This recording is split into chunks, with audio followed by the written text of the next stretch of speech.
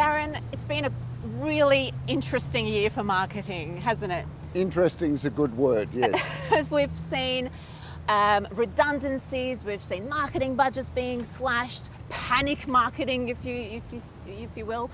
What are the fatal mistakes that you're seeing marketing leaders make, especially this year? Well, look, I'm not sure they're fatal, but they're certainly not doing them any favours. And the first one, and there's only two, but the first one is trying to do everything all the time. You know, that they've gone into this with a plan and they're trying to execute everything, and they just don't have the resources anymore. They don't have the money, they don't have the time. So it's about being much more focused. The second one is to stop making decisions. You've got to keep testing and learning. We're going through a bumpy recovery that could last for another 18 months to 2 years. And so don't stop and wait things to settle. Keep going into market and keep testing to find out what works for you now.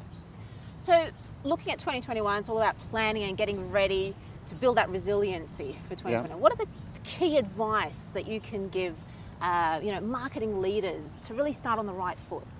Well, of course, you've got to have a strategy, right? And I know that seems obvious, but so many people have forgotten because they're trying to constantly react to the marketplace. But first of all, you've got to have a strategy and a plan. And the second thing you need to do is to be agile or flexible enough to allow to move within that plan as much as possible to the circumstances that present themselves.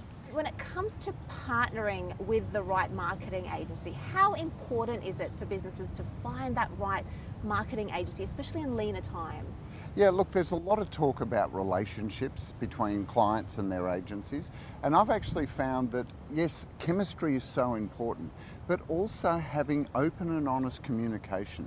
You know, one of the things that we find often fails is the fact that marketers will forget to give their expectations. They'll forget to give clear, honest feedback. So you want to have partners that you can have those conversations really naturally and in a way that's very open and honest. Otherwise, you're just destined to waste money and waste time. So to avoid wasting money, what are the 3 key questions that businesses should ask when trying to choose the right agency that's the right fit? Yeah, it's interesting because the questions, I believe, are the ones that the marketers or the organisation should ask of themselves. And the first one is, what is it that I actually want from a partner? And I need to be really clear about what success looks like. The second one is, do I have to get a new partner, or is there an existing relationship that could actually fit in?